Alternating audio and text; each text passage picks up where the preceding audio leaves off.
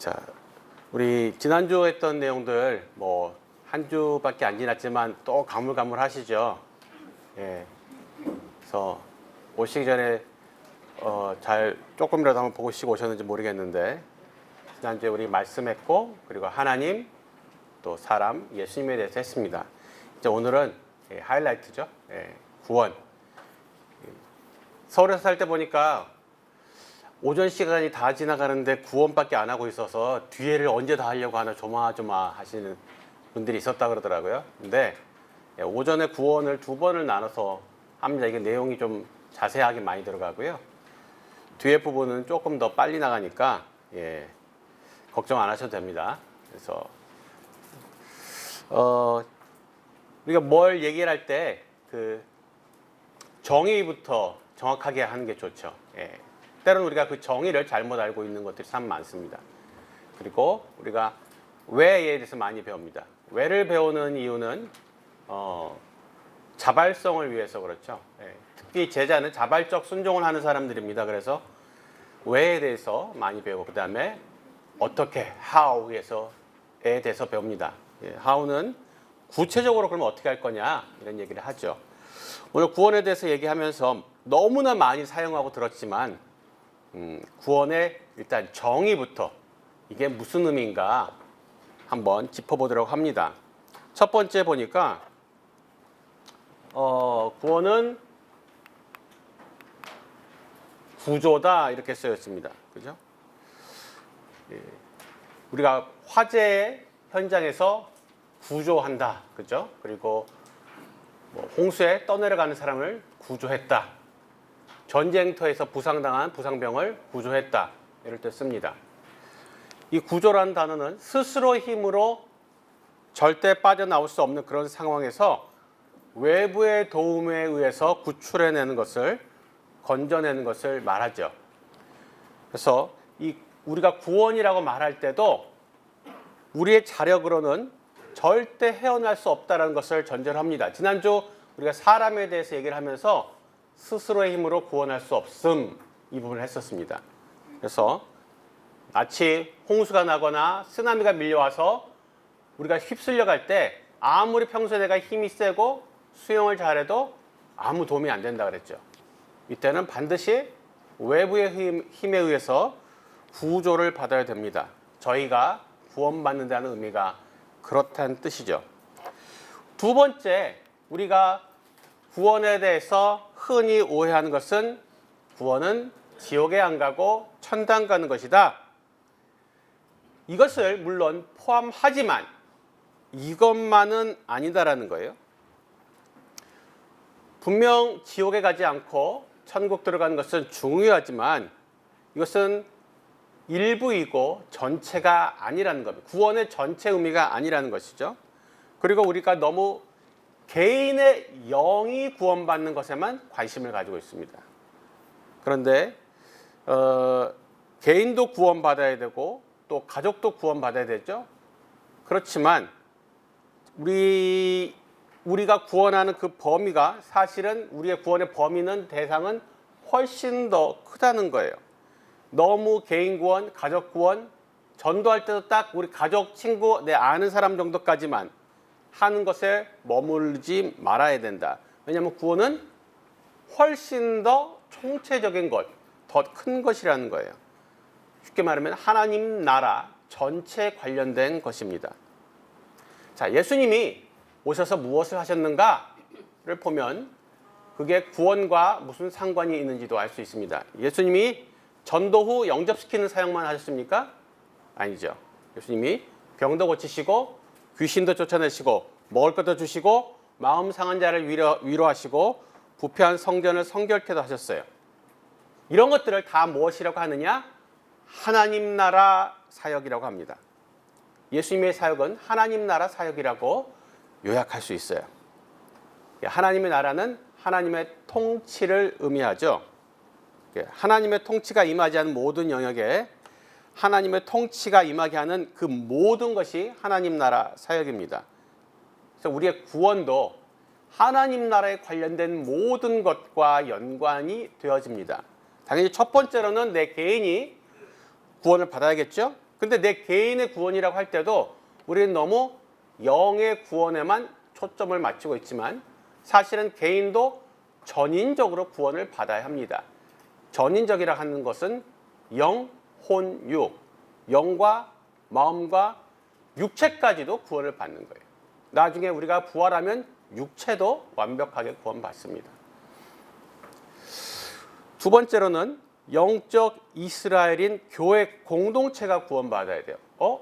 그냥 구원받은 사람이 모여있는 게 교회 아니야?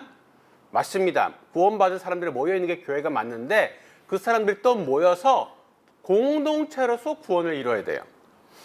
마치 아브라함, 이삭, 야곱이 개인적으로 구원받았지만 이스라엘 공동체가 장기간 역사적으로 오랜 시간에 거쳐서 구원의 길을 걷고 있는 것처럼 우리도 각자의 구원을 넘어서서 하나님 나라 공동체가 몸으로서 그리스도를 머리로 하는 한 몸으로서 함께 구원받아야 한다는 거예요. 이 부분은 뒤에서 좀 더 얘기할 것 같습니다. 그래서 우리가 평소에 서로 사랑합시다, 서로 연합합시다, 한마음 한뜻으로 사역합시다, 이런 것들이 사실은 그냥 같이 일하려고 사이좋게 지내려고가 아니라 함께 구원을 이뤄가는 과정이라는 거죠. 세 번째로는 사람만 구원받는 것이 아니라 하나님의 모든 피조 세계가 구원받아야 합니다. 사람의 죄 때문에 이 피조 세계가 신음하고 있죠. 네 번째로는 죄로 인해 발생한 각종 결과물들이 있습니다. 죄로 인해서 사망이 들어왔지만 그 외에도 질병, 빈곤, 핍박, 음란, 전쟁, 불공정, 각종 타락한 사회적 현상들이 다 구원받아야 합니다. 물론 오늘은 우리가 기본적으로 아무래도 개인의 구원에 대해서 중점적으로 얘기를 하게 될 거예요. 하지만 개인의 구원은 물론 당연히 하나님 나라 구원의 기초가 되니까 없으면 안 되지만 그게 구원의 전부가 아니다라는 점을 반드시 기억해 주시면 좋겠어요. 자, 구원은 하나님 나라 전체에 관련된 총체적인 것이어야 한다. 자, 그러고 나서 이제 볼 것이 이 한자가 의로울 의자입니다. 의. 구원을 얘기하려면 의로움에 대해서 우리가 얘기를 하죠. 의롭다 칭함을 받는다. 칭의란 말도 쓰기 때문에 그래서 의가 뭐냐? 이 한자를 봤더니 위에는 양, 아래는 나예요. 그죠? 그래서 특이하게 돼지 밑에 나도 아니고 소 밑에 나도 아니고 개 밑에 나도 아니고 혹은 마늘 다자에 행할 행자 착할 선자를 합한 글자도 아니고 몇천 년 전에 중국 사람은 어떻게 알았는지 알 수가 없지만 이 사람들은 양 밑에 내가 있는 것이 의라고 정의를 내렸어요. 놀랍죠? 중국 사람들 기독교는 외국 신앙이라고 가끔 말할 때 제가 이 글자를 딱 보여줍니다.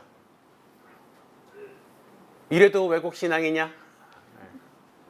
할 말이 없어져요. 희한합니다. 양 밑에 내가 들어가야지 의로워지는 거예요. 착한 일을 많이 해서 의로워지지 않고 양 밑에 내가 들어가면 의로워집니다. 그래서 이 의로움이라고 하는 것은 어떤 선행을 많이 했다거나 도덕적으로 의롭다는 뜻이 아니라 성경적 관점으로 보면은 하나님과의 바른 관계에 놓여 있다. 이게 의예요. 하나님과 바른 관계에 놓여 있다. 그래서 구약에서도 우리가 가끔 보면 이 사람은 당대 의인이다. 그러면 우리가 이 사람은 진짜 완벽했나 보다. 이런 생각이 들죠. 그런데 그 말은 그가 행위적으로 도덕적으로 완벽했다는 뜻이 아니라 하나님과 바른 관계에 놓여 있었던 사람이라는 뜻이에요. 그건 그가 하나님의 은혜를 입은 사람이었다는 뜻이 되기도 하죠. 하나님과 이 바른 관계, 의인은 도덕적으로, 율법적으로 무죄가 불가능하죠. 오로지 양의 피 흘리는 제사를 통해서만, 죄사함을 통해서만 이루어지는 것입니다. 우리가 구원에 대해서 또 얘기할 때 쓰는 단어가 있죠. 영생. 영생. 영원할 영자, 생명 생자. 그러니까 영원히 사는 것. 근데 요한복음 17장 3절에서 예수님께서 영생의 정의를 해놓으셨어요. 영생은 땡땡땡이다. 그죠? 영생은 땡땡땡이다. 뭐죠? 아는 것이다. 영생은 아는 것이다. 이렇게 정의를 했어요. 근데 뭐를 아냐? 그랬더니 하나님과 예수 그리스도를 아는 것이다. 영생의 정의를 내리면서 영원히 오래오래 무병장수하고 사는 것이다 라고 말하지 않고 아는 것이다 라고 말했어요.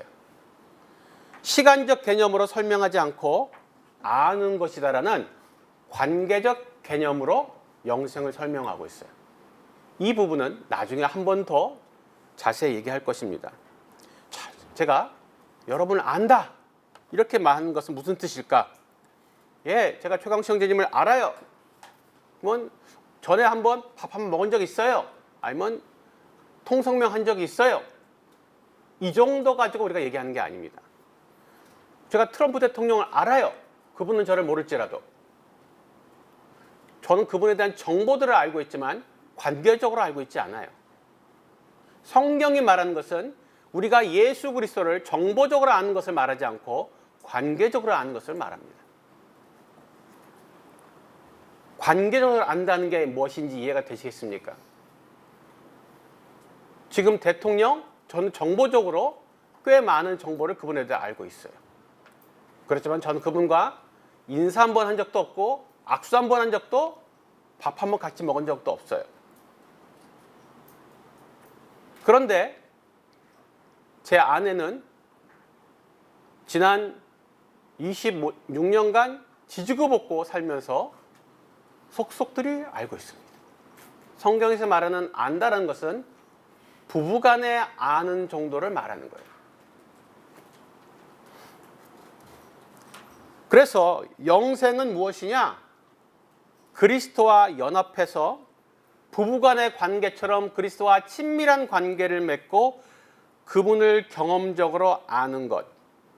그게 영생이에요. 그럼 그분을 이 경험적으로 아는 것이 한순간에 이루어지겠습니까? 아니죠. 오랜 시간이 걸립니다. 그래서 나중에 뒤에 얘기하지만 구원은 입장권이 아니에요. 관계적으로 알기 위해서 우리가 오늘 예수님을 하루 알고 내년에 1년만큼 알고 10년 뒤에 10년만큼 알아가면서 예수님을 계속 알아가는 거예요. 이 모든 게 다 구원입니다. 영생을 시간적으로 무진장 길게 산다는 뜻으로만 이해하면 너무 지겨울 수 있어요.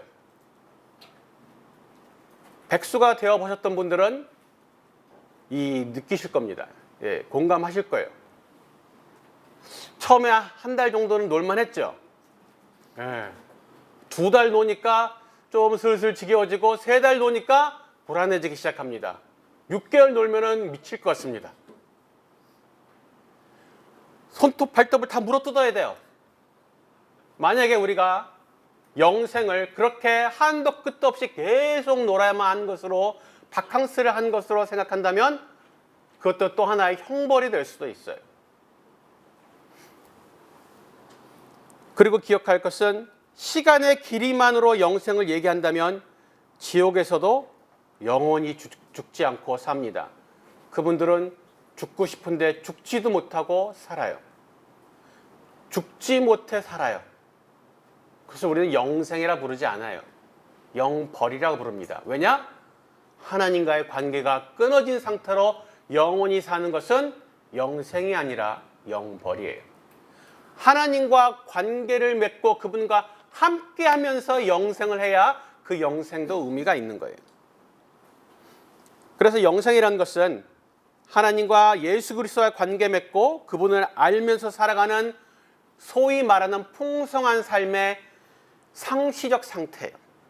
시간의 길이를 따지는 게 아니에요. 그냥 쭉 상시적 상태예요.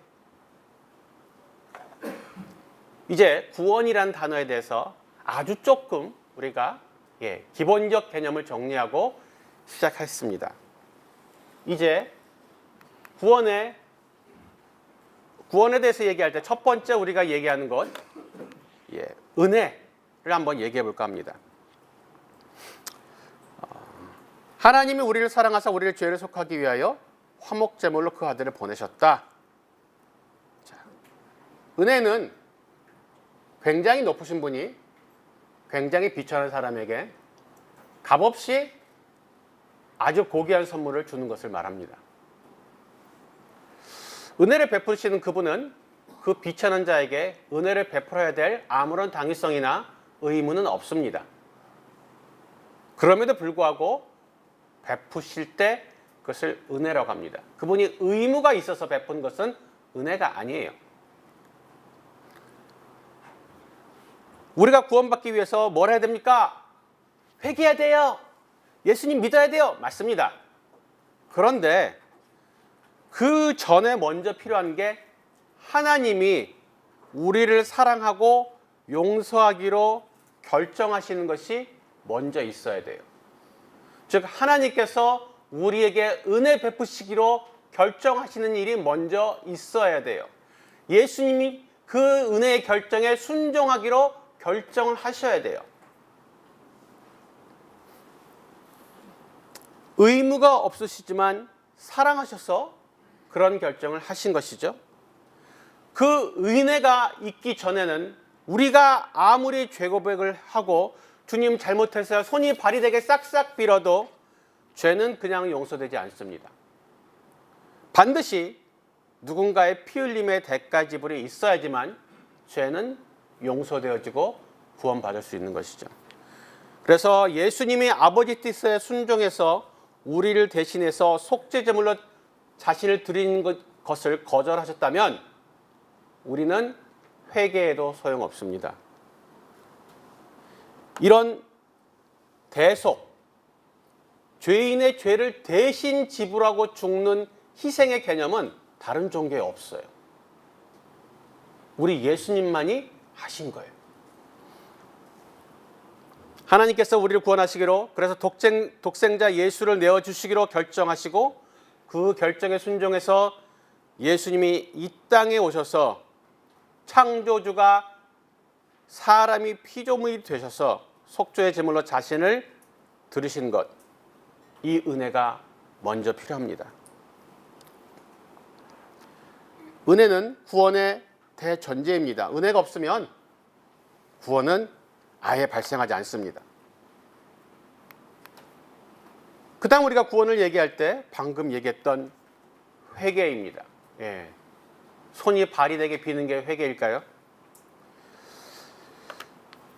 회개하라 천국에 가까웠느니라. 예수님께서 하신 말씀이죠. 사도행전에서는 너희가 회개하고 돌이켜 너희 죄 없이 함을 받으라. 베드로가 한 얘기입니다. 하나님은 사랑이시지만 복음을 전할 때 하나님께서 당신을 사랑하십니다 라는 말만으로는 부족합니다. 성경은 우리를 하나님께서 사랑하신다는 말씀을 참 많이 합니다. 근데 그것보다 더 많이 나오는 게 뭔지 아십니까? 죄에 대한 책망, 회개, 심판에 대한 이야기가 더 많이 나옵니다. 설마 시간이 많으신 분은 한번 세어보시길. 못 믿으시겠으면 한번 세어보시길 바랍니다.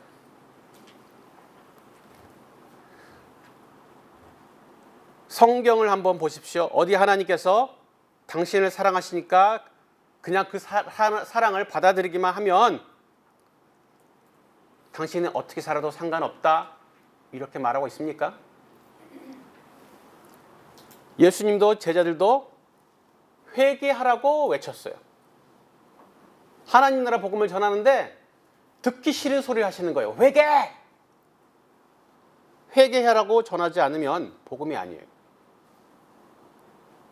회개해라 천국이 가까웠다. 죽을 때가 되었으니 너 얼른 회개하고 천당 가라. 이 뜻이 아니라고. 그렇죠? 복습해 볼까요? 천국이 무슨 뜻이었나요? 천국은 죽어서 가는 파라다이스가 아니라 하나님의 통치하는 순종하는 나라라고 말씀을 드렸습니다. 왜냐하면 천국이란 단어가 성경에서 한 군데를 제외한 나머지는 오로지 마태복음에서만 나타나는 단어예요. 왜냐하면 마태복음의 제일 독자가 유대인이었기 때문에 유대인들은 하나님의 이름을 망령되이 일컬을 수가 없어서 하나님의 이름을 부르려고 하면은 부르지 못하고 대체어를 써야 됩니다. 대체어가 두 가지가 있는데 하나는 아도나이라는 주님이라는 단어였고 하나는 하늘이라는 단어였죠. 그래서 하늘이라고 말을 해도 하늘이라고 적어도 머릿속에 인지되는 것은 하나님이에요. 그래서 하나님 나라라고 말하려고 했지만 유대인들이 읽는 책이니까 하늘나라라고 바꿔서 기록한 것입니다. 그것을 동양문화권에서 하늘천나라고 그래서 천국이라고 번역을 했죠. 영어 성경에서는 하나님 나라는 Kingdom of God 이렇게 되어 있고 우리가 말하는 천국은 Kingdom of Heaven이라고 되어 있습니다. 그래서 원래 말하려고 했던 이 천국 하나님 나라는 죽어서 가는 낙원을 얘기한 게 아니라 하나님이 왕 되시고 통치하시고 백성들이 순종하는 나라를 말합니다. 회개하라. 하나님이 왕 되시고 통치하시고 백성이 순종해야 되는 그 나라가 임하였다라고 말을 하는 거예요. 너 그동안 하나님 나라 백성답지 않게 순종하지 않고 살았지. 그러니 돌이켜야 돼. 그래야 하나님이 통치하시는 나라의 백성이야. 너 곧 죽을 거야 라는 뜻으로 얘기한 게 아니라는 것이죠. 회개는 하나님께 순종하지 않던 삶의 태도를 돌이키는 거예요. 회개하지 않고서 천국 백성, 하나님 나라 백성이 될 방법이 없습니다. 하나님으로부터 돌아서서 등지고 서서도 살아가면서 하나님 나라 백성으로 살 수 있는 방법은 전무후무 없습니다. 그냥 하나님의 사랑을 받아들이라고 전도하면 안 돼요. 자신의 심각한 죄에 대해서 인정하고 자기가 하나님의 진노의 대상이라는 것을 깨닫도록 해줘야 됩니다.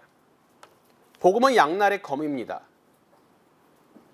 우리가 복음을 전할 때 항상 축복을 전한다고 생각하지만 사실은 축복과 심판을 동시에 전하는 거예요.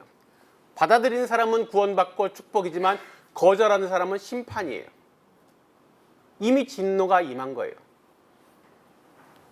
그러니까 거절했을 때 무슨 참혹한 결과가 있는지 그 사람들은 알아야 돼요. 하나님께서 사랑하세요. 예수님이 사랑하셨어요. 그래서 여러분을 위해서 죽으셨어요. 너무 감동적이죠. 이것만으로는 복음이 완성되지 않는다는 거예요. 회개하라고. 당신은 죽은 목숨이라고. 하나님의 진노가 당신에게 임하였다라고 말하지 않으면 구원받을 수 없다라는 거예요. 우리가 이 부분을 빼고 복음을 전했기 때문에 교회 안에 수많은 썬데이 크리스천, 명의상의 크리스천이 존재하는 거예요. 회개하지 않고 하나님의 사랑만 땡큐해서. 그런데 이 회개란 게 뭐냐? 우리가 보통 회개 뒤에 기도라는 단어를 세트로 붙여서 씁니다. 회개 기도. 그러니까 회개 이꼴 기도다. 그러니까 회개는 하나님한테 사과한다고, 잘못했다고 말하는 거야 라는 오해를 합니다. 회개는 말로만 잘못했다고 하는 것도 아니고 하나님께만 하는 것도 아닙니다. 한자로 회개가 돌아올 회자가 아니고요. 후회하다는 회자를 씁니다. 그리고 고칠 개자를 씁니다. 아, 내가 이것을 이렇게 잘못했구나. 어쩌면 좋아. 그 다음에 고치는 게 회개입니다. 어쩌면 좋아 하고 끝나는 것이 회개가 아니라 고치는 것이 들어가야지 회개입니다. 삭교에 관련된 얘기를 여러분들 잘 알고 계실 거예요. 삭교를 맨날 우리가 세리장, 키 작은 뽕나무에 올라간, 포인트는 키가 작고 뽕나무에 올라간 게 아닙니다.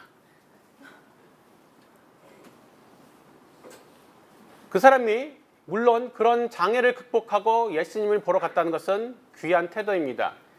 그러나 예수님을 그렇게 애써 만나고 저렇게 생겼구나 하고 갔으면 아무 얘기도 아닙니다. 예수님을 집에 모신 후에 뭐라고 반응했습니까? 성경에서는 삭개오가 영접 기도를 했다는 얘기도 나오지 않고 눈물 콧물 쏟으면서 떼굴떼굴 바다가 굴렀다는 얘기도 나오진 않습니다. 그런데 이 사람이 얘기를 하죠. 내 소유의 절반을 가난한 자들에게 주겠사오며 만일 누구의 것을 속여서 빼앗은 일이 있으면 네 갑절이나 갚겠나이다. 이 말을 했더니 예수님께서 오늘 구원이 이 집에 이르렀다라고 하셨어요. 삭개오가 지은 죄는 뭐죠?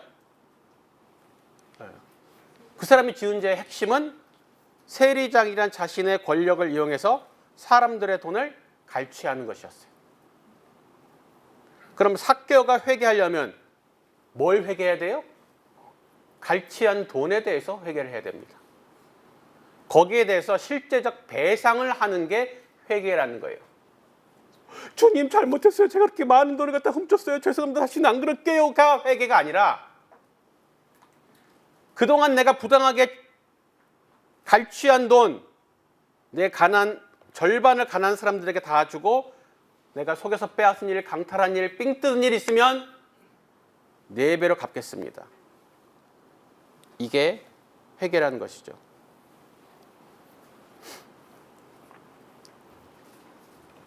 제가 중국에 있을 때 전에 한번 했었는데 또 들어보세요.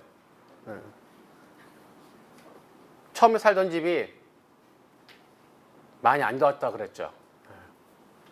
그래서 아주 많이 열악한 환경에서 제 아내가 많이 고난을 받았습니다. 그래서 집을 바꿀 때가 되어서 집을 보러 다니는데 예산이 많지 않죠, 선교사가. 그래서 예산 맞춰서 집을 보러 다니니까 다 마음에 안 들어요. 그래서 우리 자매는 또 낙심하고 절망하고 상심하고 저는 미안하고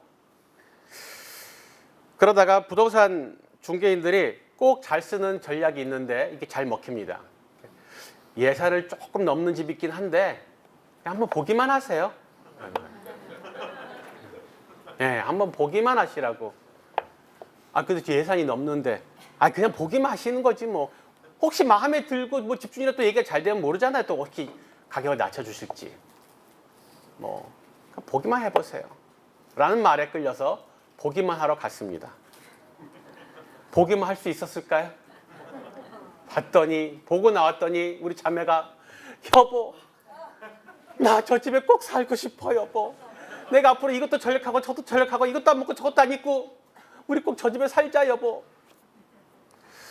그 말을 들었을 때 지금 이게 재밌는 우스갯거리지만 그 당시 제 마음은 너무 아팠어요. 뭐 선교사 이런 걸 떠나서 그냥 한 여자의 남편으로서 너무 미안했어요. 그리고 저까지 집도 내가 못 해주나? 이런 자괴감도 들고. 근데 그 집은 빈 집이 아니라 집주인이 살고 있던 집이었어요. 그래서 중개인이 간 후에 제가 다시 그 집을 찾아가서 문을 두드려서 집주인과 얘기를 했습니다. 이 집이 마음에 드는데 부동산 없이 직접 거래를 저희가 직거래를 하면 조금 더 집세를 낮춰줄 수 있겠느냐? 뭐 그거는 된다. 그렇게 해서 조금 예산을 살짝 오버하지만 그러나 원래보다는 낮춘 가격으로 계약을 해서 살게 됐어요. 얼마나 지혜로워요? 그렇지 않아요? 너무 지혜롭죠? 얼마 후에 하나님께서 저를 책망하셨습니다. 예의 도둑놈아. 하나님 제가 뭘 도둑질했다고? 너 중개비 도둑질했잖아. 하나님 걔 별로 한 것도 없어요. 그래 걔는 별로 한 것도 없는 것 같은 그걸로 벌어먹고 사는 애야. 그게 걔 수고비야. 그게 그 사람의 급료야. 집 보여주고 마음에 들면은 계약 맺어주는 거. 근데 네가 그것을 뺏었어. 그래서 하나님 잘못했습니다. 다시는 안 그럴게요. 됐죠? 하면 안 된다는 거죠. 그래서 그러면 제가 삥땅 친 중개비를 줘야 되는 거예요. 문제는 그분이 어느 부동산 중개소에 계신 분인지 제가 잘 모른다는 거예요. 다리 건너서 만나가지고 몰라요. 그래서 기도를 하면서 한 6개월 정도가 지났습니다. 그러다가 길에서 우연히 그 부동산 중개인을 만났어요. 그래서 제가 다급히 불러서 에이, 부동산 택시 일로 와봐요. 그 사람 저를 기억도 못해요. 6개월 지났기 때문에. 아니 지난번에 저기 어디 집을 갖다가 당신이 소개해줬는데 내가 그때 집주인하고 그냥 직거래해서 지금 살고 있어요. 아, 네. 집은 마음에 드시고요. 아, 집은 마음에 들어요. 예, 그러시면 됐네요. 아니 그게 아니고 그때 내가 중개비를 못 들여가지고 아유 됐어요. 아유 그러면 안 된다고. 그 사람이 됐어야 해도 안 돼요.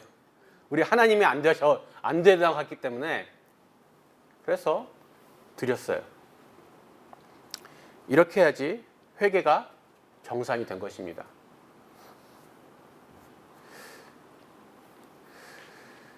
우리가 구원받기 위해서 반드시 회개를 해야 되는데 물론 이것이 우리가 단숨에 완벽한 사람이 된다거나 하루아침에 내가 수십 년간 지은 죄를 모두 다 청산하고 배상할 수 있다는 얘기는 아닙니다.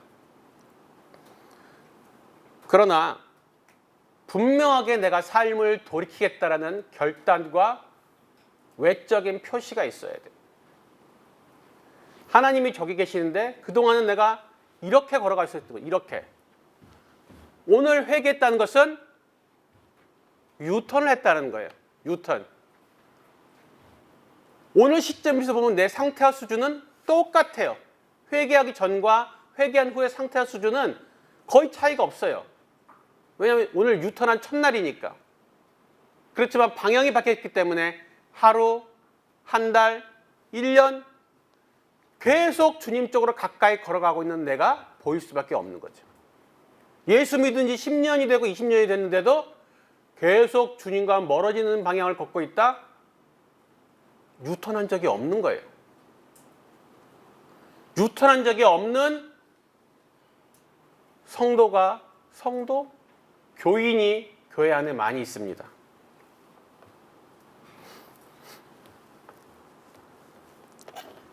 세 번째로는 우리가 구원을 얘기할 때 당연히 믿음에 대해서 얘기를 하죠. 자, 믿음에 대해서도 이 정의, 우리 워낙 어렸을 때부터 주여 믿습니다 하고 교회를 다녔기 때문에 믿음 하면은 그냥 믿습니다밖에 떠오르는 게 없어요. 우리가 믿음을 통해서 하나님의 의를 획득하게 되는데 에베소 2장 8절 9절 우리가 잘 외우고 있는 말씀 있죠. 그 은혜를 인하여 믿음으로 말미암아 구원을 얻는다. 그렇죠? 하나님의 선물이라. 그다음에 행위에서 난 것이 아니 이는 누구든지 자랑치 못하게 함이니라. 우리가 맨날 믿음으로 구원받는다. 돈 주고도 못 가요. 하나님 나라. 왜 안 되고 꼭 믿음으로 가는 나라 하나님 나라일까? 왜 행위가 아닌 믿음으로 구원받아야 하는가? 첫 번째는 행위로는 구원받을 방법이 없기 때문이죠. 이건 지난 시간에 한번 얘기했죠. 사람에 대해서 얘기할 때 부산 해운대에서 미국 롱비치 해변까지 헤엄쳐서 가자 해서 갈 수 있는 거리는 사람마다 차이가 있겠지만 헤엄쳐서 미국까지 도착 못하는 건 동일하다고요. 미국 가려면 비행기를 타야지 아무도 헤엄쳐서 미국까지 갈 수 있는 사람은 없어요. 마찬가지로 행위로 구원받고 싶은 마음은 이해가 되나 그것은 불가능하다는 거예요. 그래서 행위로 구원받지 못하는 첫 번째 이유 불가능. 두 번째 이유는 방금 읽은 것 중에 보면 왜냐하면 이는이라고 돼 있죠. 맨 끝에 이는은 왜냐하면이라는 뜻이에요. 누구든지 자랑치 못하게 함이니라. 하나님은 구원을 통해서 나의 공로, 자랑이 아니라 하나님의 사랑과 은혜만을 나타내시기 원하세요. 이게 전적인 하나님의 선물이 돼야만 돼요. 내가 조금이라도 거기에 지분을 가지고 참여하기를 원하지 않으세요. 은혜가 되기 위해서 하나님께만 영광이 돌아가기 위해서는 반드시 나의 행위적 지분이 전혀 없는 믿음으로만 구원받아야 돼요. 두 번째 이유가 뭐예요? 불허. 하나님께서 허락하시지 않는 거예요. 첫 번째는 불가능이었죠. 두 번째는 불허. 세 번째는 믿음으로 구원을 얻어야지만 모든 사람이 구원받을 수 있는 가능성이 열리기 때문입니다. 자, 만일 하나님이 어떤 구체적이고 상세한 심판을 점수를 매기는 그런 시스템이 있다고 가정해 봅시다. 그래서 그 엄격한 시스템에 의해서 80점 이상인 사람만 구원받을 수 있다고 하면 이 가운데서 구원받을 자신이 있는 분 손? 네, 우리 한 명도 구원 못 받은 거예요 지금.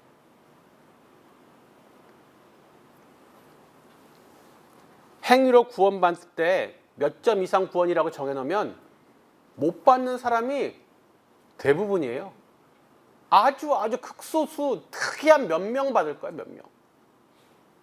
80억 전체 인류 중에서 몇 명 받을지 셀 수 있을 정도일 거예요. 그러나 믿음은 남녀노소, 빈부, 고하 이런 것을 귀천을 따지지 않고 누구에게나 가능성이 열리는 것이죠. 그래서 구원의 최대화를 이루기 위해선 믿음으로 구원을 받아야 합니다. 그 뒤에 보면은 갈라디아서 말씀이 있는데 여기에 보니까 우리가 잘 아는 거 있죠. 율법의 행위로서는 의롭다함을 얻을 육체가 없다. 우리는 그리스도를 믿음으로써 의롭다함을 얻으려 한다. 이런 말이 있습니다. 그 밑에 로마서 3장 21절 22절에 보니까 율법 외에 하나님의 한 의가 나타났다라는 말이 나와요. 그러니까 하나님의 한 의가 한 가지 의고 그 외에 한 가지 의가 더 있어요. 그게 뭐냐면 율법의 의입니다. 그러니까 세상에 두 가지 의가 있는 거죠. 율법의 의와 하나님의 의.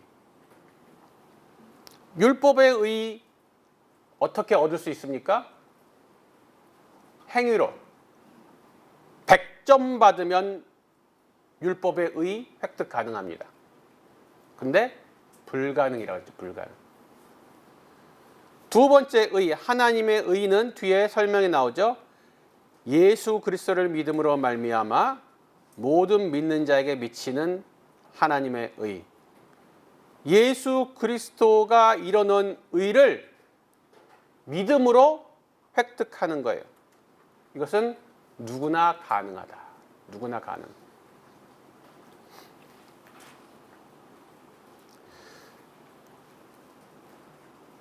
마태복음 6장 33절에서 말하는 그의 나라와 그의 의를 먼저 구하라고 할 때 그의 의가 하나님의 의죠.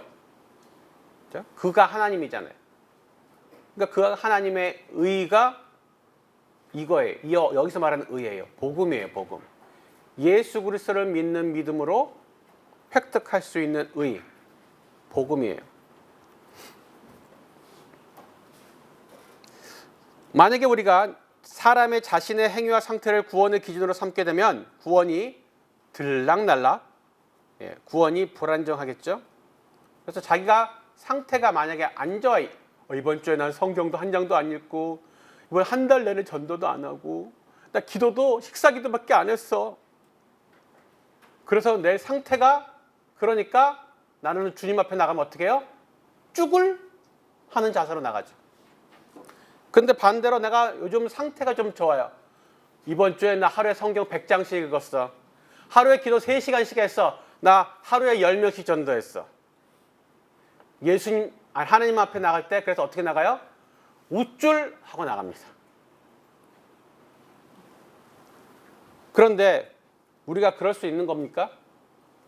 우리의 구원의 근거는 나의 불완전한 행위가 아니라 완전하신 예수님이 이미 이뤄놓으신 의예요. 그래서 우리의 구원은 견고하다는 것이죠.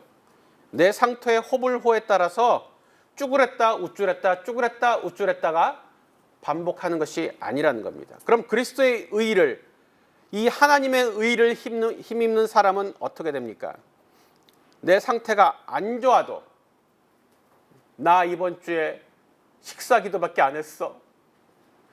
그러나 하나님 앞에 나갈 때 이 사람은 식사 기도밖에 안 한 자신의 옷을 입고 나아갑니까? 아니면 예수 그리스도의 의의 옷을 입고 나갑니까?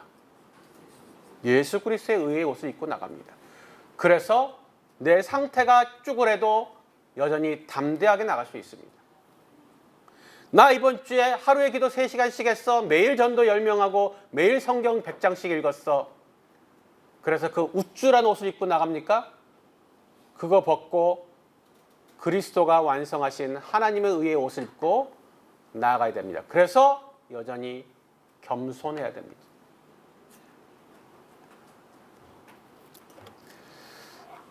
우리가 믿음에 대해서 얘기할 때 한 가지 더 얘기하는 것은 야고보서에서 말하는 행함이 없는 믿음이라는 것이죠.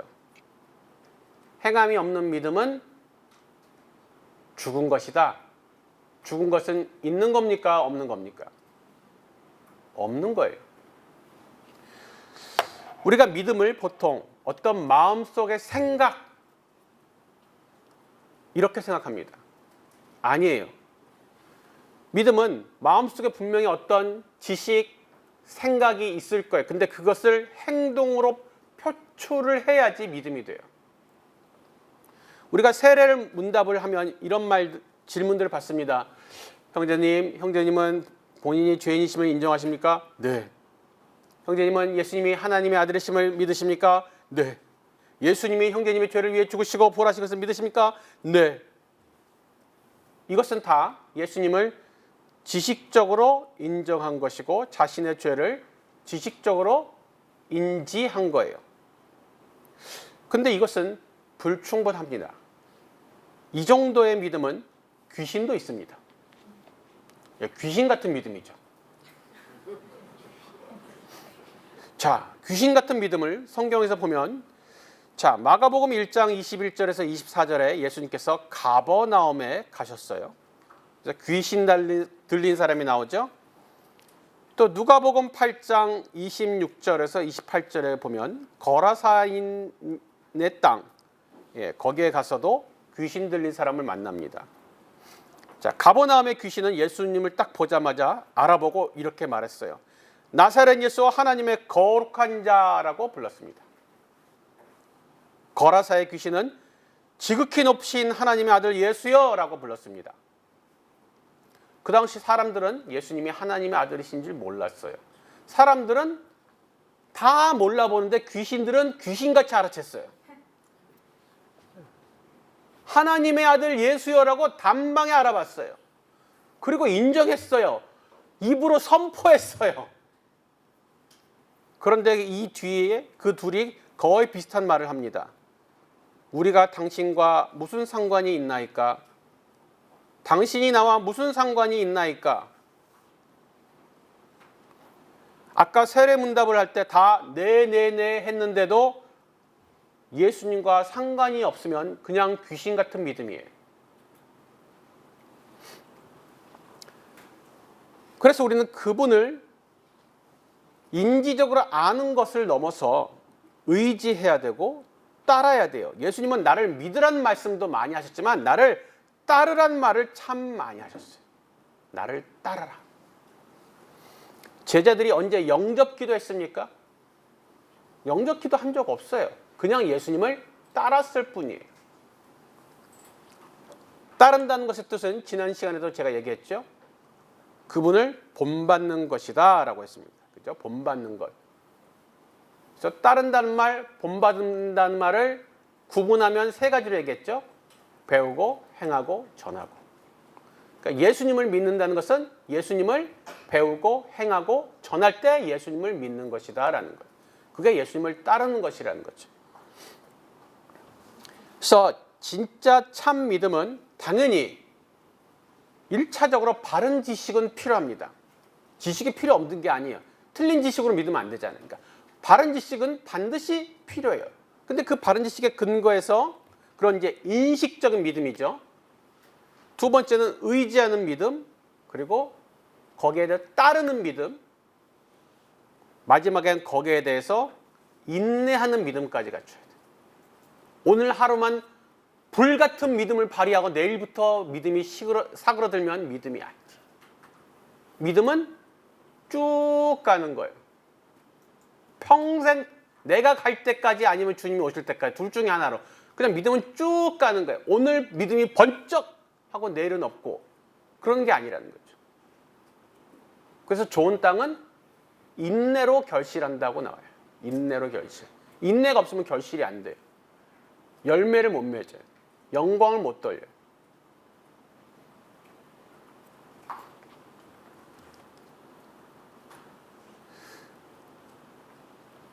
우리가 하나님의 주권적인 은혜, 우리가 그것으로 인해 구조받죠. 근데 우리 사람은 구원받는 과정에서 정말 아무것도 안 하냐? 모든 것이 하나님 은혜고 하나님의 주권이고라고 하니까 진짜 난 아무것도 안 하냐? 근데 나 뭐 하는 것 같긴 한데 영적 기도도 하고 세례도 받고 그래도 교회도 나오고 뭐 좀 하는 것 같은데 뭐 제자 훈련도 받고 전도도 하고 막 양육도 하는데 그래도 내가 정말 아무 공로도 없는 것이니까 이런 생각을 할 수가 있잖아요. 그래서 한번 제 전공을 살려서 비유를 생각해 봤어요. 네. 누가 저한테 그러시더라. 비유의 은사가 있는 것 같다. 그러고 보니까 그런가? 비유도 은사가 있나? 그런가 보다. 근데 자, 아까 홍수 속에 사람이 떠내려가는 거라 그랬잖아요. 그래서 막 떠내려가고 있어요. 그래서 살려줘요, 살려줘요. 아무리 어프어프 해도 소용없어요. 반드시 외부의 힘에 의해서 구조받아야 된다 그랬죠. 그래서 밖에 계신 분이 구명튜브를 저를 향해서 슉슉슉슉 탁 던졌어요. 그래서 내가 그걸 갖다가 탁 잡았어. 잡는 순간 살았다. 그렇지만 끝난 건 또 아니잖아요. 예. 그래서 그 다음에 어떻게 해야 돼요? 밖에 있는 분이 나를 영차 당겨줘야겠죠. 내가 그 튜브를 잡고 막 이렇게 해서 나온 건 아니잖아요. 이게 별 도움이 안 되잖아요. 괜히 두 손으로 갖다 이렇게 하려다 놓치면 안 되니까 난 그냥 꼭 잡고 있는 게, 튜브를 놓치지 않고 꼭 잡고 있는 게 내가 할 유일한 일인 것이죠. 근데 꺼내는 힘은 전부 밖에 있는 분이 나를 당겨주는 거야. 영차. 그래서 결국 물가박 안전한 곳까지 나왔어.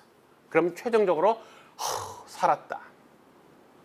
자, 이렇게 해서 구조받은 사람이 구조해준 분에게, 근데 이제 밖으로 나왔으니까 말인데 당신 아까 그 튜브 던질 때 조금 옆으로 던졌거든. 근데 그나마 내가 운동신경이 좋아가지고 내가 왕년에 운동을 좀 했거든. 그래가지고 내가 여기 좀 멀었는데 딱 땡겼잖아. 내가 그럴 때가. 그거 아니었으면 당신 날 못 구했어. 그거 알지?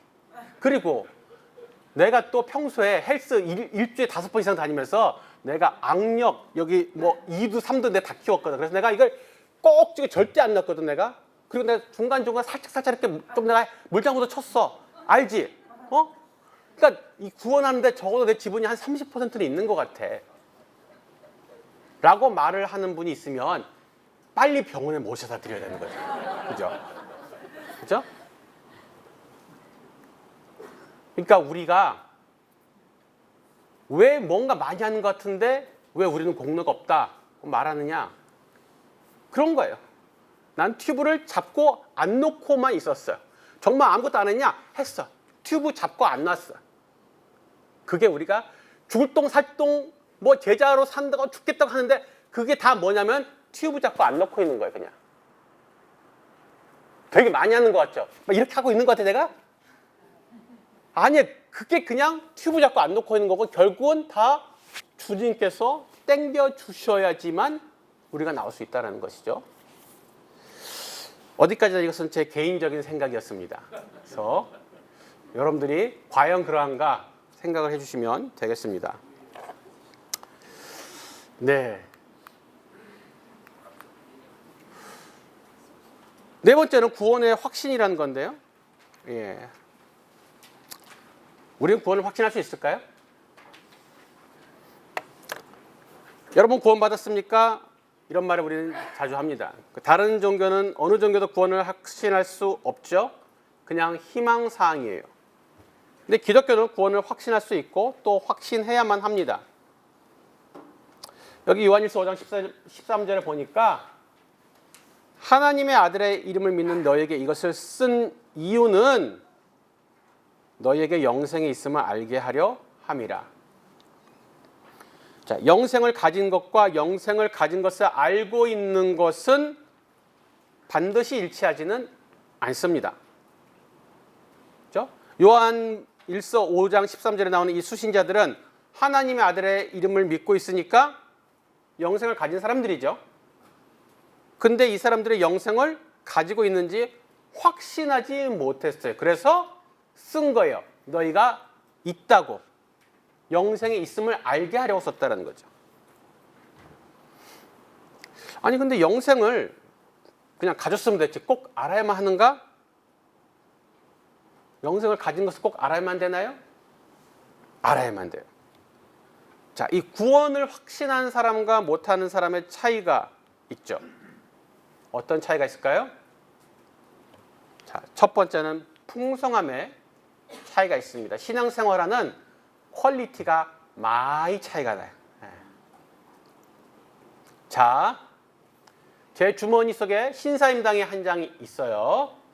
예, 우리 이영란 자매님도 주머니 속에 신사임당 한 장이 있습니다. 이영란 자매님은 신사임당이 주머니에 있는 것을 알고 안타깝게 저는 그게 있는지를 몰라요. 우리 둘이 나갔어요. 걸어가다가 목이 말려 편의점 앞에 이르렀는데 참자. 걸어가다가 내가 좋아하는 떡볶이 튀김 순대 참자. 한 2시간 걸었더니 다리가 너무 아파. 버스 타고 집에 갈까? 참자. 저는 그날 물도 못 사 먹고 간식도 못 사 먹고 차도 못 타고 하루 종일 직사게 고생만 하다가 집에 들어왔어요. 우리 이영란 자매님은 나가다가 편의점 앞에서 물이 아니라 음료수를 맛있는 캔커피를 사서 쫙 들이키셨어요. 시원하다. 좀 가다가 또 좋아하는 도나츠 집이 나와서 도나츠 거기다가 꽈배기 거기다가 모짜렐라 치즈가 된 치즈볼까지 다 드셨어요.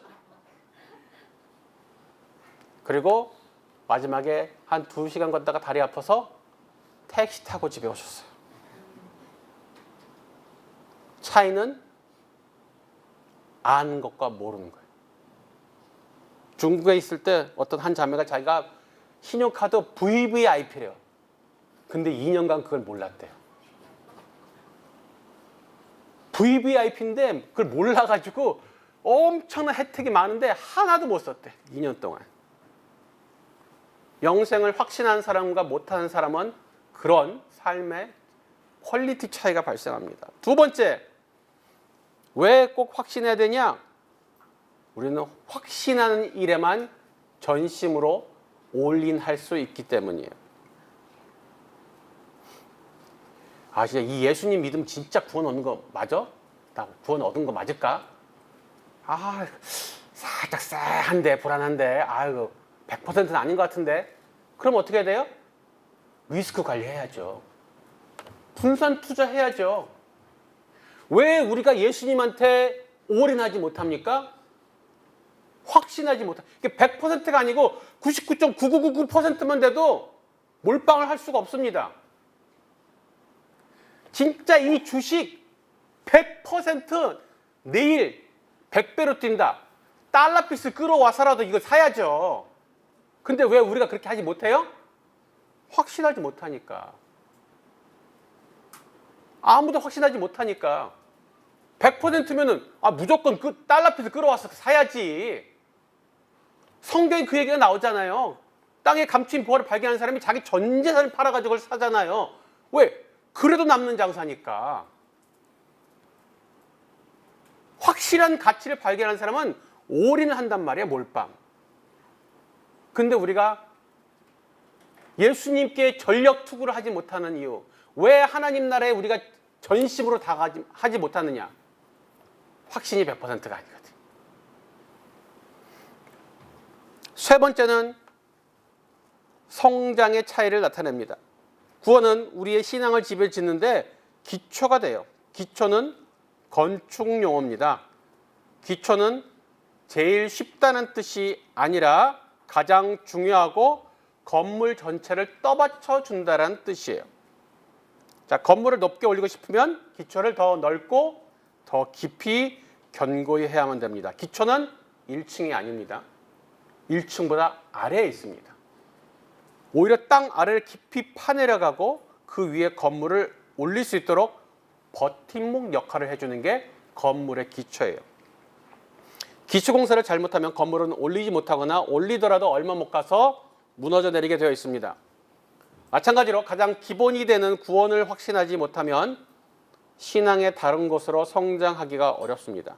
성장하는 것 같다가도 가장 근본이 되는 구원 문제에 걸려서 넘어지고 다른 모든 문제도 확신 가운데 자라가기 어렵습니다.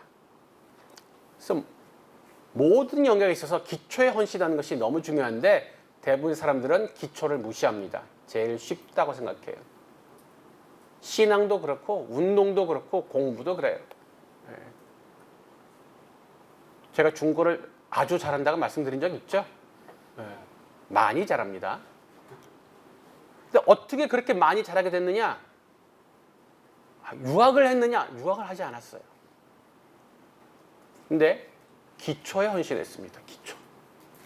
남들이 지겨워서 하지 않는 가장 기초 구문, 첫수야 영희야 바두가 놀자, 이런 문장을 100번씩 읽고 따라하고 읽고 따라하고 읽고 따라하고, 기초 중국어 상하를 1년 반 동안 달달달달달 계속 다른 사람을 가르치고 읽고 따라하고 읽고 따라하고, 나중에 혓바닥에 진짜로 쥐가 나서 혀가 말을 안 들을 때까지 했어요.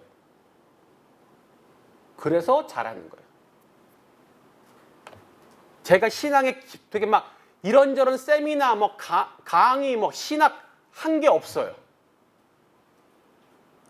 기초를 갖다 패스 아주 그냥. 중국에서 19년 있으면서 기초를 그냥 아주 그냥 주구장창 기초를 팬 거예요.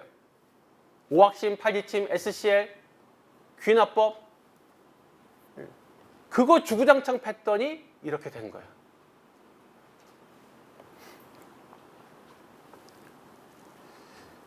요한복음 5장 24절에 보니까 한국말에서는 잘 안 보이는데요. 영어로는 이런 시제의 차이가 보입니다. 영생 얻었고 has eternal life, 현재죠. 심판에 이르지 아니하느니 will not be condemned, 미래죠. 사망에서 생명으로 옮겼느니라 he has crossed over from death to life 라고 과거 완료가 나왔습니다. 그죠? 과거, 미래, 현재, 미래, 과거 완료. 자, 왜 그렇게 세 개의 시제를 다 써가면서 이 영생을 갖다가 설명하고 있을까? 자, 이런 거죠. 자, 구원을 받았는데 잃어버리면 어떡하지? 도둑 맞으면 어떡하지? 제가 중국에 있을 때 한 형제에게, 우리 중국 자매가 한 스웨덴 형제랑 사귀어가지고 결혼했거든요. 근데 그 스웨덴 형제한테 제 자전거를 줬어요. 선물해 줬어요. 가지라고. 3일 뒤에 도둑 맞았대요. 그러니까 우리는 그런 거죠. 자, 너 구원 내 줬다. 줬어. 이게 너 잘 간수해. 잃어버리면 네 책임이야. 우리가 이런 불안감이 있는 거예요. 하나님이 우리에게 영생 주신 후에 난 분명히 줬다. 너 잃어버리면 네 책임이다. 간수 잘해라. 아니면 도둑이나 강도가 뺏어가면 어떡하지? 이런 염려가 있는 것이죠. 하나님이 영생을 주셨다는 것은 하나님이 우리를 그분의 강력한 손으로 붙잡고 계시다는 의미예요. 선물 주고 잃어버리거나 도둑 맞으면 네 책임이다 라고 하시는 게 아니라는 뜻이에요. 그러니까 우리가 항상 나 구원을 받은 건 맞긴 할까? 이미 사망에서 생명으로 옮겼느니라. 지난번에 받긴 했는데 근데 지금도 있는 걸까? 영생을 얻었고 지금 has eternal life. 지금 영생을 가지고 있고. 근데 오늘까지 있는데 나중에는 혹시 없어지는 거 아니야? will not be condemned. 심판에 이르지 아니하느니라. 아무도 아버지 손에서 빼앗을 수 없다. 가끔 제가 이거 시켜보는데 오늘 사람이 많아서 왔는데 제가 이런 펜 같은 거 하나 손에 꽉 쥐고 옆에 있는 자매 보고 뺏어보라 그래요. 여태까지 수많은 자매들이 제 손 안에 있는 펜을 뺏어보려고 시도를 많이 해요. 두 손으로 뺏으려고 시도해봤는데 단 한 명도 성공하지 못했어요. 힘께를 쓰는 자매님들 오늘 이따 쉬는 시간 도전해보시려면 한번 해보. 좀 떡대가 괜찮은 자매님도 보이는 것 같은데 그러나 분명히 말씀드리는데 두 손으로 해도 제 손에 있는 펜을 절대 뺏어가지 못합니다. 왜냐? 제 한 손의 힘도 자매님들 두 손의 힘보다 더 세요. 멀뚱하게 셉니다. 못 믿겠어요? 네가 그 정도로 세다고? 모르겠어요. 뭐 레슬링 선수 이런 애들이 오면 어떨지 모르겠는데 적어도 우리 비비비 않는 이런 잔잔바리 자매님들은 내가 다 이길 수 있어요.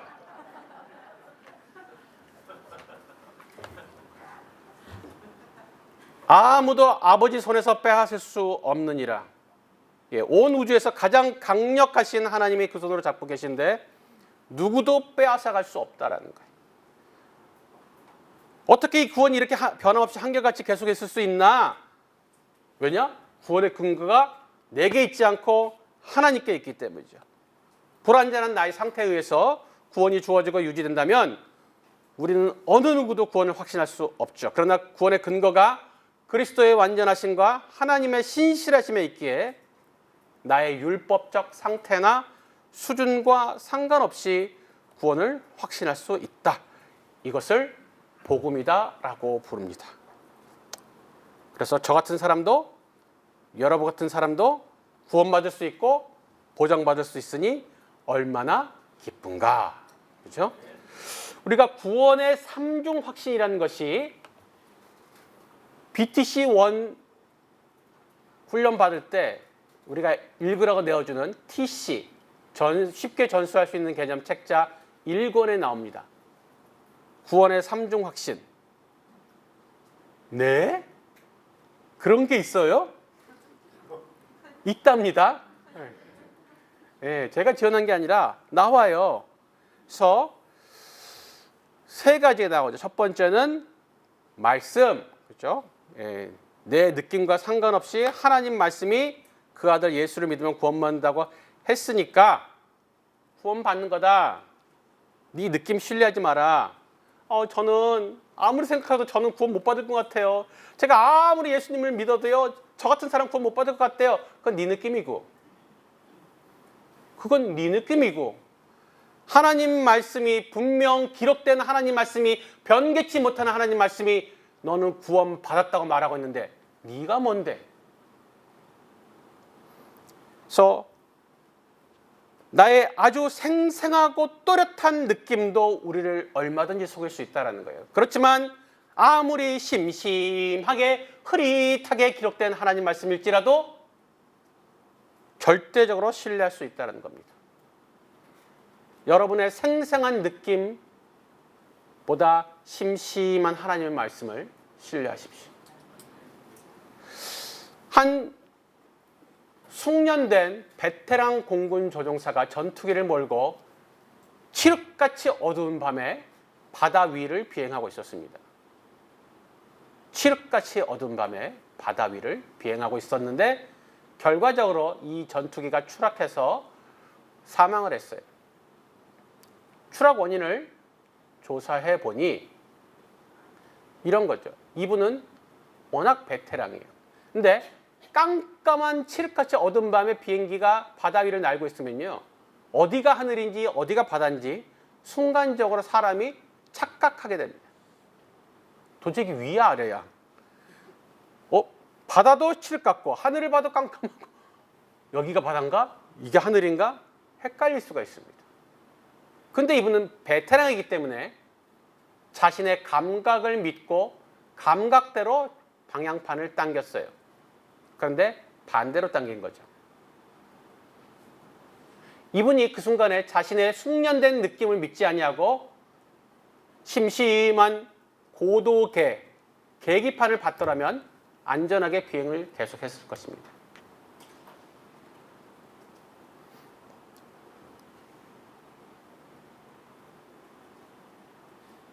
제가 공황장애를 2009년부터 지금까지 가지고 있고 매일 약을 먹습니다. 공황장애는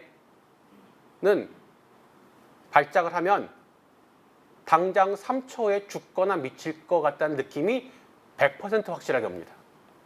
임사체험 같아요. 나 이대로 죽는구나라는 느낌이 태어나서 겪어본 어떤 경험보다 훨씬 생생하게 다가옵니다. 나 이대로 죽는구나. 그런데 정신과 의사가 쓴 책에 공황장애 관련된 책을 하나 제가 선물을 받았어요. 의사한테. 1장 챕터가 축하합니다. 당신은 공황장애입니다. 축하합니다. 당신은 공황장애입니다가 1장 제목이에요. 장난하나? 난 죽겠는데. 왜 그런가 봤더니 죽을 것 같은데 절대로 죽지 않는다는 거예요. 공황장애는 정말 죽을 것 같은데 이 병으로 인해서는 절대 죽지 않는다고. 암 걸리면은 진짜 죽습니다. 그런데 공황장애 걸리면 죽지 않습니다. 축하합니다.